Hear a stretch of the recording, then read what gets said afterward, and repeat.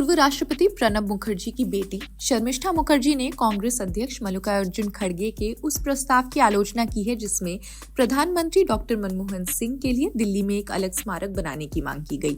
मनमोहन सिंह का गुरुवार रात दिल्ली के एम्स हॉस्पिटल में 92 साल की उम्र में निधन हुआ। प्रणब मुखर्जी की बेटी ने कहा कि उनके पिता का निधन हुआ तो कांग्रेस की वर्किंग कमेटी ने शोक सभा बुलाने की जहमत तक नहीं उठाई। सोशल मीडिया एक्स पर पोस्ट कर उन्होंने लिखा कि जब बाबा का निधन हुआ तो कांग्रेस ने शोक सभा के लिए CWC को बुलाने की भी जहमत नहीं उठाई। इस दौरान उन्होंने कांग्रेस आलाकमान पर इस मुद्दे पर उन्हें गुमराह करने का भी आरोप लगाया था। उनके अनुसार कांग्रेस के एक वरिष्ठ नेता ने उनसे कहा था कि ये भारतीय राष्ट्रपतियों के लिए नहीं है। कांग्रेस नेता के इस तर्क को पूरी तरह बकवास करार देते हुए उन्होंने ये भी दावा किया कि उन्हें अपने पिता की डायरीज से पता चला है कि एक अन्य पूर्व भारतीय राष्ट्रपति KR नारायणन के निधन पर CWC की बैठक बुलाई गई थी और शोक संदेश का मसौदा किसी और ने नहीं बल्कि प्रणब मुखर्जी ने तैयार किया था।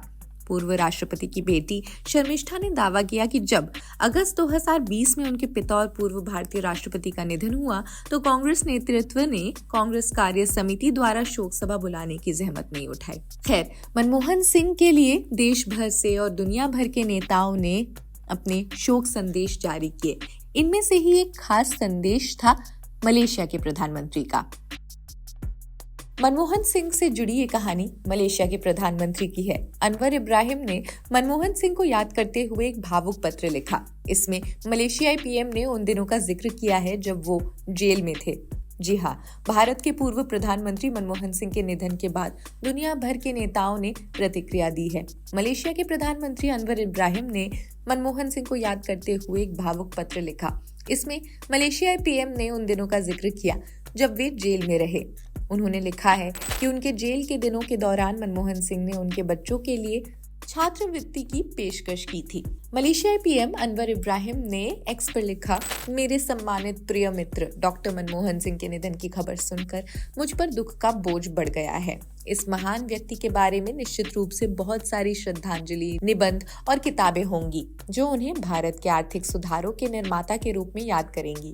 प्रधानमंत्री के रूप में डॉक्टर मनमोहन सिंह भारत के विश्व के आर्थिक दिग्गजों में से एक के रूप में उभरने के सूत्रधार थे। अनवर इब्राहिम ने आगे लिखा, मुझे इन परिवर्तनकारी नीतियों के शुरुआती वर्षों को प्रत्यक्ष रूप से देखने का दुर्लभ सौभाग्य मिला जब हम दोनों 1990 के दशक में वित्त मंत्री के रूप में कार्यरत थे। हमने भ्रष्टाचार के खिलाफ युद्ध के लिए एक उत्कट प्रतिबद्धता साझा की। यहाँ तक कि एक बड़े मामले को सुलझाने में भी हमने सहयोग किया। मलेशिया के PM ने लिखा, बहुत से लोग ये नहीं जानते और अब समय आ गया है कि मैं इसे मलेशियाई लोगों के साथ साझा करूं। मेरे जेल के दिनों के दौरान उन्होंने एक ऐसी दयालुता दिखाई जो उन्हें करने की आवश्यकता नहीं थी।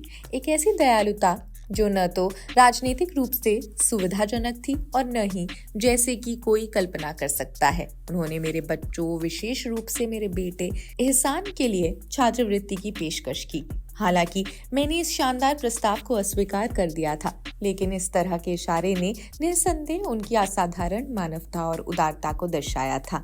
अनवर इब्राहिम ने आगे लिखा, उन काले दिनों में जब मैं कारावास की भूल भुलैया में घूम रहा था, वो एक सच्चे दोस्त की तरह मेरे साथ खड़े रहे थे। शांत उदारता के ऐसे कार्य उन्हें परिभाषित करते हैं और वे हमेशा मेरे दिल में अंकित रहेंगे।